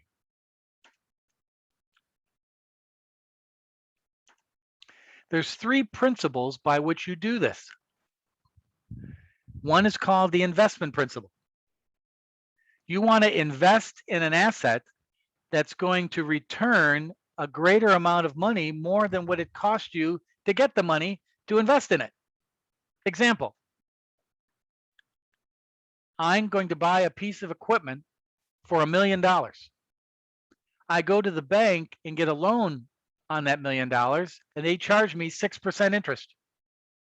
So I get the loan from the bank. I have to pay it back in 5 years at 6% interest. I take that $1 million and I buy the equipment. I put the equipment into production and it creates a product. The product returns me 5% in profits. I got a problem. I invested the $1 million and I'm only earning 5% off that investment when it's costing me 6% on the loan. That's not a good investment principle. For companies, you want to make sure that when you select an asset to invest in, that it earns a return greater than what it cost you to get the money. That's a cardinal principle of financial management. It's just like, I'm going to take out a student loan to go to University of Laverne. And I go to University of Laverne and my professors are a bunch of fools. They don't do anything. I'm borrowing money for this. You're quickly going to get the hell out of here. And either close your loan and turn it off, or you're going to go to another institution. You're not earning the return off that investment. And it's costing you money to get that money. That's the investment principle. For corporation, the financial decision principle is very important because what is going to be the mix of debt and equity that you find that financing? A perfect example of that is, I'm going to keep it pretty simple. I'm going to buy a car. So I go to a car dealership and say, I want to buy that car. And the dealer says, okay, it's going to cost you $20,000. I said, well, I don't have 20,000. Can I give you a down payment of 5,000? And can you finance the balance of $15,000? They say, okay, let us run your credit.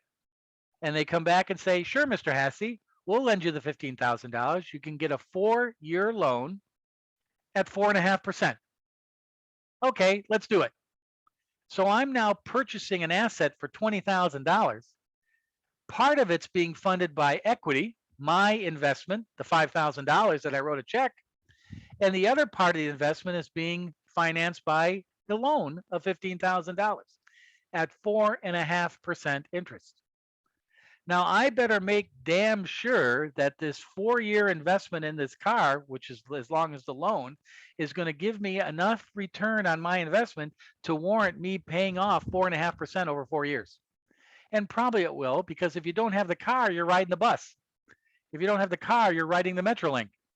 So the car is going to provide you enough value because it's going to make it easy to go to your job, easy in the quality of your life. So you're willing to take that 4.5%. But if I have terrible credit and the car dealer tells me, Rick, we'll give you the $15,000, but the interest rate's going to be 11%. I'm going to say, you know what? I'm going to ride the bus. I'm going to take the Metrolink. that's too expensive, that financing. And just on a much larger scale, that's what corporate financing is all about. Can I afford the risk of a loan? Or can I fund it entirely by equity, my money or stockholders' money? And is it worthwhile to do it that way? The financing decision. And then finally, the third principle of finance is called the dividend decision.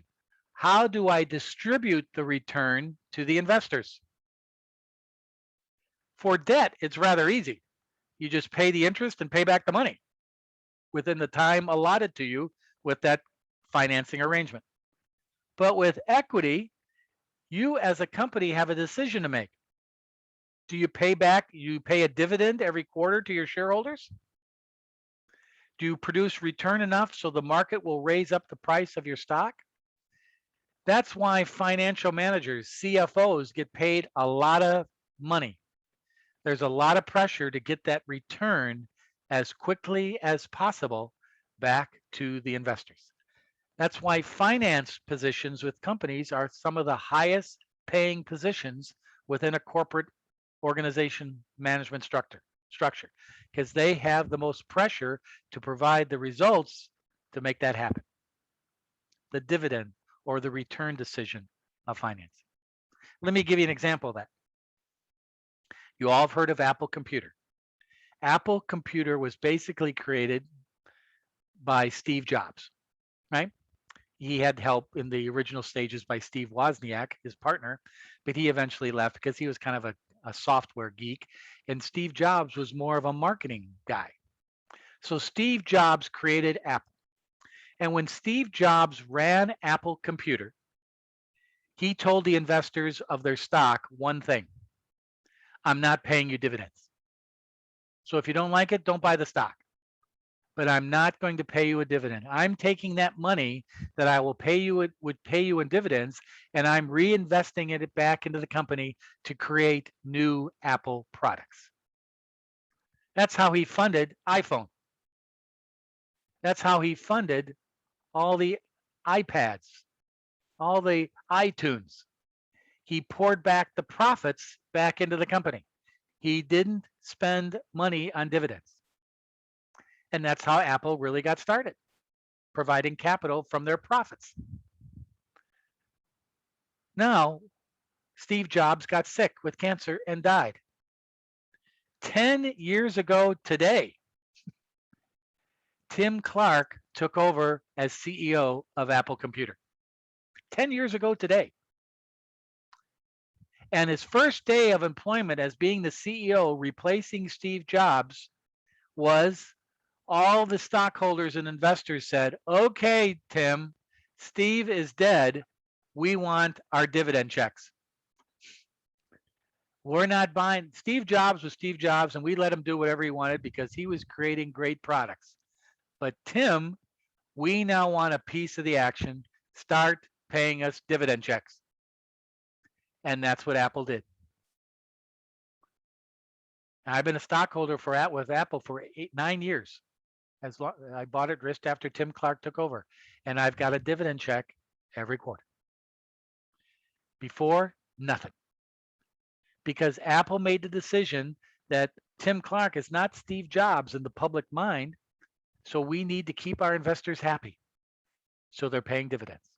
A lot of times companies borrow money to pay dividends to keep the investors happy. Why? Because the investors are not happy, they'll sell the stock. And if there's more investors selling the stock than who are buying the stock, the price will drop. And when the price drops of stock, that makes banks uneasy about lending. It's a bad public relations. It tells the world that this company isn't running very well. So you want to keep the investors happy with dividend policies that pay them dividends. All this evolved, by the way, this Blackboard is in our in-class review, as I said earlier, that you can look at it at your own leisure. This is done in the context of corporate finance with three main types of organizations of doing business. And I'm just going to concentrate on the corporate side, but I want to also just take a look at sole proprietorship. That's like mom and pop businesses. Partnerships, which are like law firms, medical doctors' offices, CPA firms. Not too many of those anymore because they have now become corporations. And that's why we spend so much time on, in this class, it's called corporate finance. That's where the money is. And the reason for that is because this big word right here, 2 words, limited liability. If I'm a shareholder of Apple Computer, if Apple screws up, I can't get sued. Because I'm an owner of Apple, even though I only own like about 100 shares, big deal. But I can't get sued because I'm an owner of a company, of the Apple. Now, the stock price might drop and I'll suffer that, but they cannot sue me because of limited liability. But if I am in a partnership and if I'm in a sole proprietorship, that has unlimited liability. They can sue me if we screw up. In other words, they not only can take the assets away of the company, they can sue my personal assets because I'm an owner of a partnership and a sole proprietorship. That's why in the last 15 years with the tax law, many doctors' offices, public accounting offices, law firms have now become LLD or LLCs, LLP, limited liability corporations, limited liability partnerships. Why? Because they're afraid of getting sued. And if they now become a corporation in the tax way, if they get sued, the owners can't get sued, only the assets. You can only go after the assets of the company. You can't go after the assets of the ownership. That's a very important distinction and why corporations are so larger than proprietorships and partnerships, because an owner, if I invest in a company, I can't get sued. Limited liability. That's why corporations are the major form of business of attracting capital, because yeah, I'm going to lend you money. I'm going to buy your stock, because if you screw up, yes, I'm out the investment, but I'm not going to get sued and have other losses because of that. All right.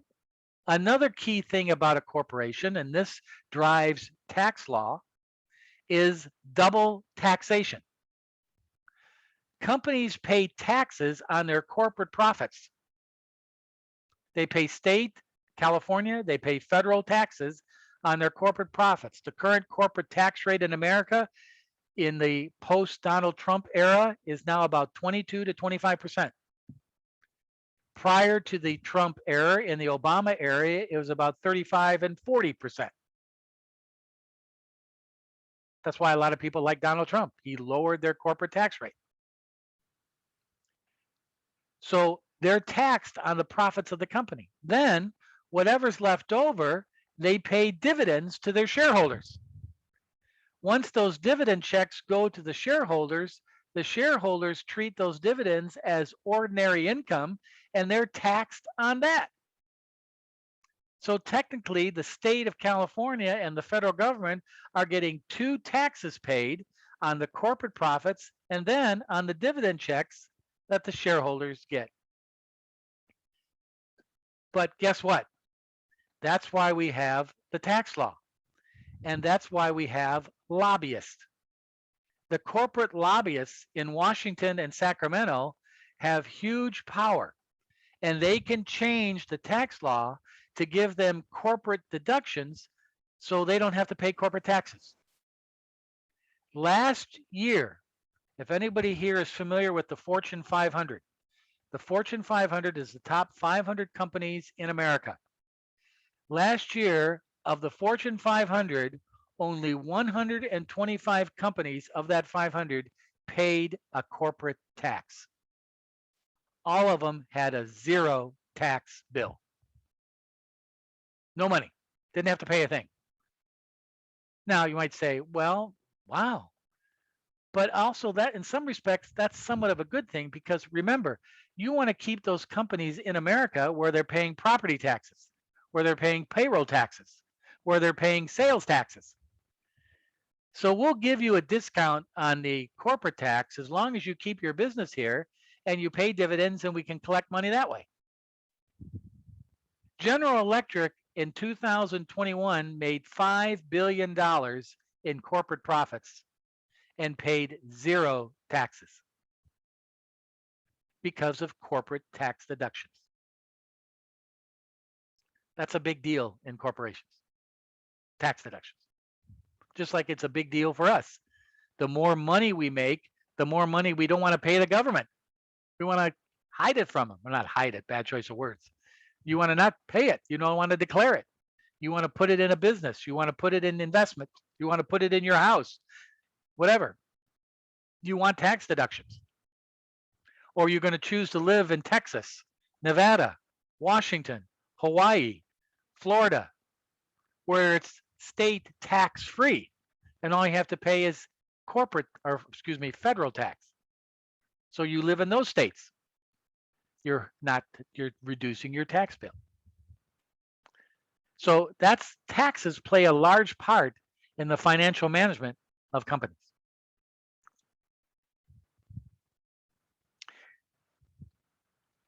The main reason, as I said earlier, why we finance, why we purchase new assets is to grow.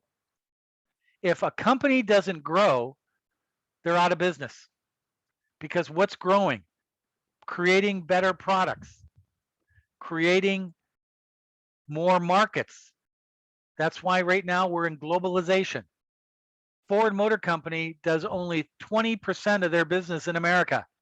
80% is done offshore. Amazon does only 35% of their business in America. The rest is in South America, Europe, Asia, Russia, all over the place. So in order to be competitive in these globalized markets, we need capital and we have to grow. That's one of the main reasons why Radio Shack is no longer an entity. They did not meet the competition of developing internet sites to sell products. They did not develop into an online selling vehicle. And Target, Best Buy, Walmart ate them alive.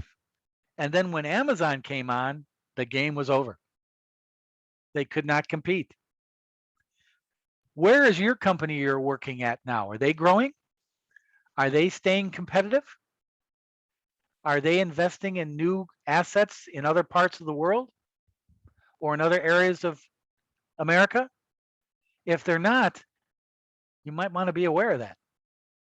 Naturally, it depends on the industry you're in and the market you're in. But if the University of Laverne doesn't spend some of their money on developing better Wi-Fi or better campus sites or better websites or better professors, you guys are going to go elsewhere because we're not meeting the competition. You'll go to Redlands. You'll go to Pepperdine. You'll go to a community college. You'll go someplace else because it's not creating a return or a value on your investment. You always have to think growth, and that growth is fueled by equity, stock, and debt. You need to grow. And why you need to grow, I preface this is my high-tech slide for tonight. I should work for Disney Imagineering. I'm telling you, I should create the next movie for Disney. From management's perspective, this is the goal of finance right here. Management's primary responsibility is to maximize shareholder profits. And here's the profits right here, sitting up here at the top of this desk. This dude here is a manager of the company. He's jumping up and down to see what he has to do to make those profits. But this is a key point in today's world we live in now. As a manager of a company, what is your primary responsibility? Is it really making money? Or do you treat your employees with respect and ethics? Are you responsible to the society by not polluting, by giving back to your communities? Are you ethically in your management of your company? I don't do business with Walmart. Now, Walmart has changed their management in the last few years and now are doing better. But I have refused to do business with Walmart. Why? Because they treat their employees like crap. They don't pay them enough. They don't pay fringe benefits much. They treat them lousy. So I'm not going to do business with you. I do business with companies where I think they're treating people fairly. And for women here in our class, you know this better than I do. I used to be associated or work with a company that used to hire men at the same position and pay them $50,000 a year, and hired women doing the same work and paid them $35,000 a year. Really? Once I found that out, I said, I'm not doing business with you. Get lost. I'll take my business elsewhere. And when you fix that, I'll come back and talk to you. Treating women pay-wise ethically, treating diversity in the workplace, treating people with respect. That's just as much as a component of financial management today as anything else. The global warming concern. You know what, sports fans, and especially in California, especially you folks up in Kern County, you know this better than anybody. We're running out of friggin' water. How are companies handling that in the way they do business? This is part of the management objective. If you do all these things, you'll still make your profits. You'll still do fine. And matter of fact, people probably do business more with you. But a lot of companies are having a tough time dealing with this. And this is something as a manager, as a business major, you need to be aware of. This is just as important as making a profit. Are you treating your employees right? I know there's some people out there that say, who cares? They're working for me. If they don't like it, leave. Okay, fine. But try hiring a Laverne graduate today who's looking for a salary, who's looking for fringe benefits. They're not going to come work for you. You're not going to get very good employees there. Every college person I know of is looking for a salary to give them enough return so they can start paying back their student loans and buy a house and live a normal life. If you're treating people that way, you're not going to be able to pay them any money. They're not going to come work for you. You're going to have people who are not qualified running your business. And that's the end.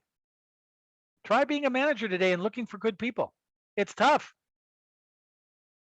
So these are important topics of financial management. Another important topic, and we talked about this earlier when we were looking at the 3 principles of finance, is what does it cost us to get the money? And this all is associated with our credit rating. This is associated with our reputation in the market and in the industry we're in. This is all established by the reputation that investors think that what type of business we are. Naturally, if we treat our employees like crap, a lot of people are not going to give us money. There's some banks like that. So what does it cost us in order to go out there in the market and get our capital? What does it cost us to borrow money? What does it cost us to issue stock? This is a big theme of ours in about 3 weeks, the weighted average cost of capital. And here's another major point, and they talk about this in chapter 2, is now it's globalized economy.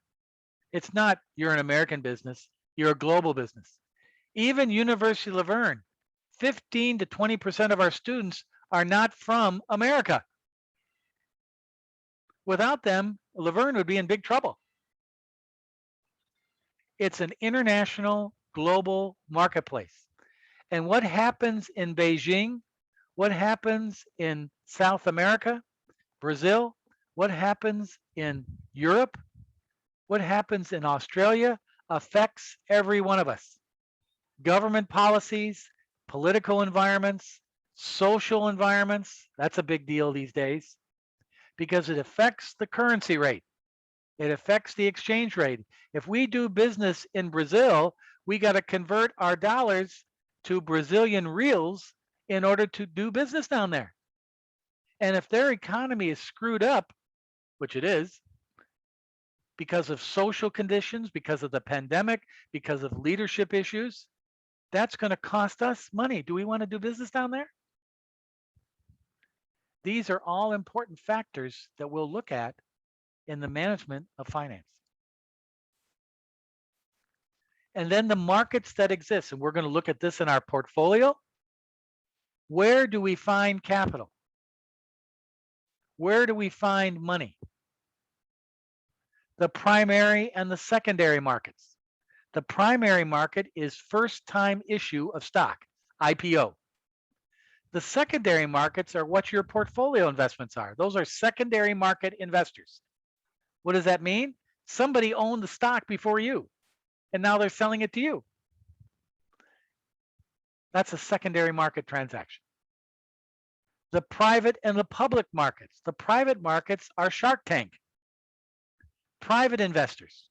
One of the reasons why LeBron James came out here to California to play for the Lakers was not because the Lakers have a great history, which they do, but because he was coming out to California to develop his business interests. He wanted to get into Hollywood. He wanted to develop production companies. He wanted to do movies. But his last movie he did about that basketball was a total disaster, but whatever. He came to California to play for the Lakers for his long-term goals of being in entertainment, not just playing basketball. That's the private markets. He's an investor in the private markets. He's an investor. The public markets are the public issuance of stock, the portfolio you have. Insurance companies lending money, pension funds, the public markets. And the location of these markets are not so much in New York now, they're online. They're digital. But I strongly urge, if any of you ever have the chance to go to New York City, you go down to Lower Manhattan and go to the New York Stock Exchange on Wall Street. If you're a business student, you should do this. Why? Because you get there and you go, this is it? This is all what Mr. Hassey talks about? This is the financial markets? This is small. What the hell's going on here? And it's dirty. This is gross. I'm out of here. But that's where it physically is located. And you walk into that building and you go, and if any of you ever watch CNBC in the morning or the Fox Business Channel, they have broadcasts from the floor of the New York Stock Exchange. And it looks really big and busy. It's not. You walk in there and you go, this is it? I can't believe how small this is. Why? Because everything's digital. It's on computers. You don't need to go to New York to buy and trade. You do it computer-wise. But that's where the markets are. The New York Stock Exchange, the Chicago Board of Trade, the Tokyo Stock Exchange. These are where you buy or where companies go and find capital. And that's the bottom line right there. The Franklin. You always like to have a few of these in your pocket when you go to Vegas. You always like to have a few of these in your pocket when you're traveling. Why? It gives you liquidity. It gives you purchasing power. It gives you value. The company's role in running a business is to create a lot of these Franklins, make a lot of money. It gives you power in the market.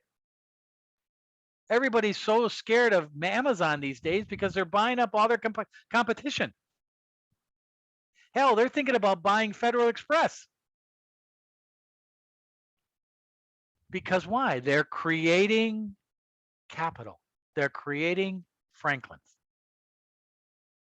And in other parts of the world, we have competitors. This is the Chinese yuan, 100 Chinese yuan. China is our biggest competitor. Some people like that, some people don't like it. But guess what? In your generation, China is going to become the largest economy on the planet. And I'm sorry, Trumpies out there, it's going to happen. We got to live with it. China is going to get bigger than America. The only thing that will hurt China is two things: on speeding up this passing us. Number one, pollution. They have a huge sustainable problem with pollution in their country. Number two, their political environment. They got to have a lot of people happy to work and live in China. Well, some people aren't very happy or living and working in China because it's a dictatorship. In other words, it's a communist government. Now, that for some people, that's great. That's the way we want it. But for their growth and getting into competitive markets, a lot of people don't want to do business with them because of their political analogy. That could hurt them. But they're on pace. They're growing right now at 15 to 12% a year. We're growing at 3, 4, 5% a year. Eventually, they're going to pass us. Probably not in my lifetime, but in your lifetime, China is going to be calling the shots. And that's going to be very interesting to watch. I get up every morning, naturally. And this goes by a creature of habit. I get up at 5:30, make my wife her coffee, feed the cat, get the newspapers. And the next thing I do is I turn on the TV and read the Wall Street Journal. And as an investor today, I'm no longer a business manager or run a business. I'm an investor. I'm retired. I teach finance. So in order to teach finance, I got to know what's going on in the world. And I look at these 9 indicators every day, and it tells me what's going on in American economic and around the world. Here are the indicators as of last Friday compared to what happened last December. Notice the stock market indicators. The Dow, the S&P, and the NASDAQ up about 25% so far this year. Companies are making money. They're increasing their values. Why? Because they laid us off with the pandemic. They cut expenses. By cutting expenses, they kept their margins, and they're selling to people all around the world, so they keep making their money. So why not keep owning stock? You're making money. Those are the 3 equity indicators of the market: the Dow, the S&P 500, and the NASDAQ. You guys are tracking these in your portfolios. The next number is the 10-year United States Treasury yield. This is called, and you'll see this later on in our class, this is called the risk-free interest rate. In other words, the United States government has perfect credit. If they want to borrow money for 10 years, it's only going to cost them 1.259% in interest. In other words, if tomorrow morning I go to Wells Fargo Bank with $1,000 and I buy a one 10-year United States Treasury bond note, it costs me $1,000. That means I'm going to get roughly about $13 a year in interest off that investment. And they pay me back in 10 years. Wow. $13. Why? Because United States government has the best credit. They're the biggest economy, the biggest government, the biggest democracy. They have stability, so they only have to charge pay 1.25%. If I, as a regular citizen, went to Wells Fargo tomorrow morning and said, I want to borrow $1,000 from Wells Fargo for a personal loan, you know what's going to cost me? And I have 800 plus credit. Big deal. It's going to cost me 3.25%. Why? Because I'm Rick Hassey. They're going to charge me 3.25%. The government has perfect credit. They only have to pay 1.3%. The reason why I talk about this is as that United States Treasury yield goes up or down, so does our car loan interest. So does our mortgage rate interest. So does our student loan interest. So does our credit card interest. That's the balance point, or that's the point that all credit funding is based on.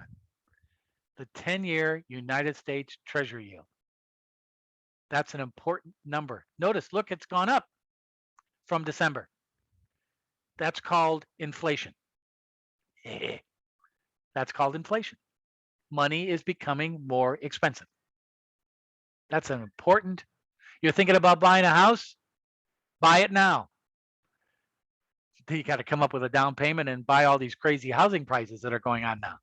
But now the money next year at this time, money is going to be more expensive. Trust me. If you want to wait till next year, you're going to pay more on a mortgage then. You really should have bought a house a year ago during the pandemic. Then you really could have got cheap money. But that's the way it is. The next two numbers are commodity markets, oil and gold. Notice oil is up. Notice gold is down. Oil is a good commodity to watch because it so determines the stability of the economy. If oil is cheap, people are going to be buying gasoline and spending money on oil products. If oil is expensive, the oil companies and the oil producing countries are going to be making a lot of money. Oil is about average right now. Right now, oil at $62 is basically the oil companies are breaking even. At $48 last year, oil companies were losing their shorts. ExxonMobil stock was down. Shell stock was down. Why? They're losing money on a barrel of oil. Now at about 62 bucks, they're beginning to break even and make a little bit of money. That's a good number to track. Gold, on the other hand, is gone down. Why? Why should I buy gold when the stock market's going up? I should leave my money in the stock market. I'm going to make money there. So I don't want to buy gold. Gold is a hedge fund. Gold is where you buy when things don't look very good. Gold is liquidity. Gold is for old gangsters like me who've made their money, so they're going to put their money in gold because they don't want to make any more money. They just want to keep it safe. That's gold. Those are the two leading commodities in the market. And then we have the three big currencies. The euro in relationship to the United States dollar, the United States dollar in relationship to the Chinese yuan, and the United States dollar in relationship to the Japanese yen. The dollar, as you can see, has gotten stronger over the last 6-8 months. More money, people are buying dollars instead of euros. People are buying dollars instead of yen. Why? The economy is safer. Anybody watch the Tokyo Olympics? Huge pandemic issues there, which is hurting their economy. China regulates their currency rates, so naturally it's not too much different than it was in December. But the United States dollar, and we'll talk more about this later on in our class, United States dollar is the main currency of the world. Now, how that's going to change as China becomes a bigger economy, that's for other people to see. But here's an interesting point for all of you. And I don't care if you're 20 or 50 years of age. In your career now, if you take a look at your career in the future, and if you might change your career or change your job, there are companies that you're going to go work for in the future that have yet to be invented or created. There's products that have yet to be created that you're going to work for in your career. And how are those products and companies going to be created? By the capital generated in these markets. When I was a senior in college in when I was a senior in college, there were no cell phones. There were no tablets. There were no desktop computers. There were no spreadsheets. There were no fax machines, and now they've come and gone. There was no cable television. Good Lord, Hassie, how did you live? I still had a lot of fun. But that tells you how the world has changed in 40 years. Excuse me, 50 years. I'm old. 50 years. In your lifetime, new products are going to be coming. New industries. And especially for all you who are living in Southern California, this is where the activity is. This is where the technology is. This is where the think tanks are. This is where those ideas are, oops, this is where those ideas are being created.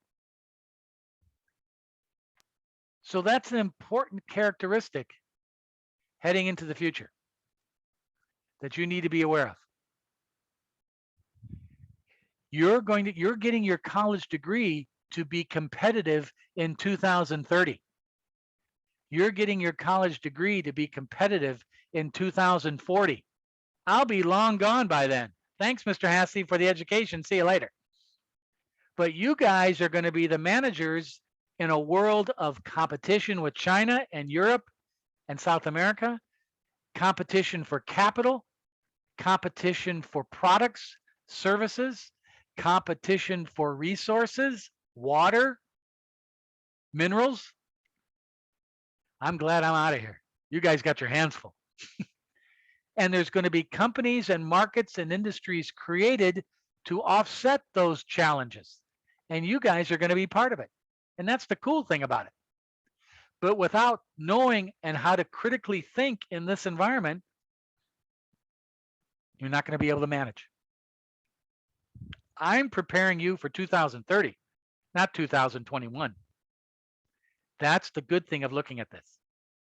And that's the philosophy we take heading out into our class this term.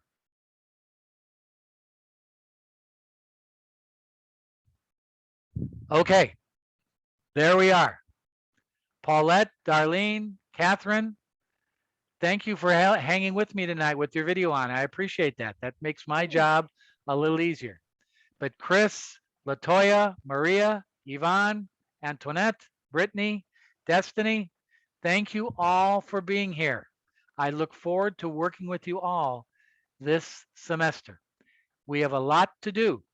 We have a lot to learn. A lot of it will be challenging in this type of platform, but I'm here to make it as seamless, knock on wood, as possible. And at the same time, you'll hear some good music, some lousy jokes, and you'll learn how all this relates to the real world around you. So fire up the laptops, fire up your brain, work on that discussion post for next Tuesday.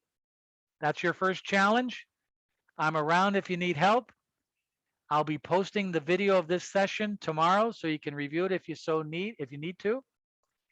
And I look forward to working with you all, and thank you for trusting Laverne and especially me in your learning and developing your mind. That's an honor for me to do that, and I look forward to working with you all. All right, get the hell out of here now. Let's go watch the Dodger game. Thank Night, you. Professor. Good Thanks, night, all. Professor. Thanks. Have a good night. Bye, Bye. everybody. We'll see you next week. Good night. Good night.